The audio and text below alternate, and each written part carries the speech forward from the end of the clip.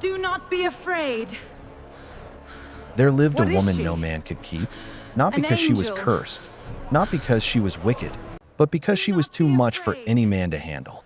And the night she got What is married she? was the same night her husband lost her angel. forever. This is the story of Ziva. Ziva was not. This is the story of Ziva. Ziva was not born like other girls.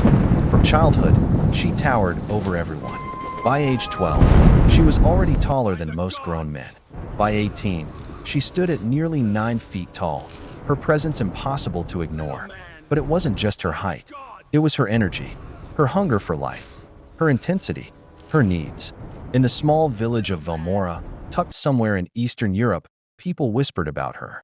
Some called her a blessing. Others called her a mistake of nature. Men admired her beauty, because yes, she was beautiful. Strikingly so. But they feared her too.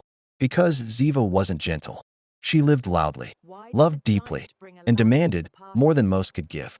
At 28, Ziva finally agreed to marry. His name was Maxwell, a humble village carpenter. A quiet man, kind, hardworking. People were shocked. Why him, they whispered. Maxwell wasn't strong, or wealthy, or extraordinary.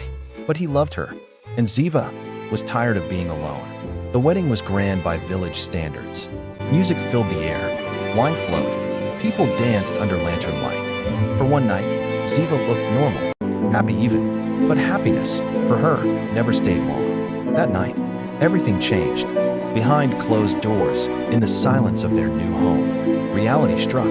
Maxwell tried. Truly, he did. But Ziva quickly realized something painful. He could not match her. Not emotionally, not physically, not in the depth she craved. And by dawn, the marriage was already over. When the villagers woke up the next morning, Ziva was gone. No fight, no drama, no explanation, just a quiet exit. Maxwell never spoke about that night. He only returned to his workshop and worked harder than ever. As for Ziva, she didn't leave in shame. She left in search. Ziva traveled from one town to another, from one man to the next. Strong men, brave men, wealthy men, men who thought they could handle her. But one by one, they all failed. Not because they were weak, but because Ziva was different. She didn't just want love. She wanted connection so deep it shook her soul. A presence so powerful it matched her own. And no matter where she went, she never found it. But this time, she seemed tired. Not physically, but inside. That same night, a stranger arrived. He came during a storm. Tall, dark-skinned, towering even above Ziva. 12 feet tall, broad shoulders, muscles carved like stone. He didn't speak much, but when he stepped into the village square, the air itself felt different. His name was Cairo, and he had come from far, deep within Africa. When Ziva saw him, she didn't speak. For the first time in her life, she felt small, not weak, not afraid, just matched. Cairo didn't stare at her like others did. He didn't admire her. He didn't fear her. He simply saw her. And in that moment, Ziva felt something she had never felt before. Peace. Days passed. The village watched closely. Ziva and Cairo spent time together, but not like lovers. They walked. They talked.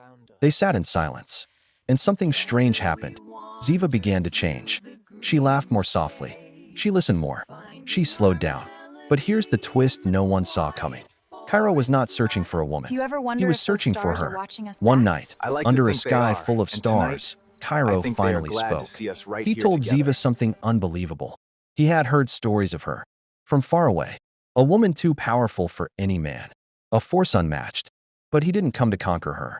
He came to understand her. Because where he came from, there were others like her. Rare, powerful, misunderstood. And many of them were alone. Ziva had spent her whole life believing one thing. That she needed a man who could handle her. But Cairo showed her something deeper. It wasn't about strength. It wasn't about size. It was about balance. Ziva wasn't too much. She was simply unbalanced. Always taking. Always demanding. Never learning how to meet someone halfway. For the first time in her life, she questioned herself. As their bond grew stronger, Ziva expected what always came next. Romance. But Cairo held back. One evening, she asked him directly, "Why haven't you tried to claim me?" Cairo smiled and said something that changed everything. "I didn't come here to complete you. I came to remind you that you are already complete." Ziva was silent. because no one had ever said that to her before.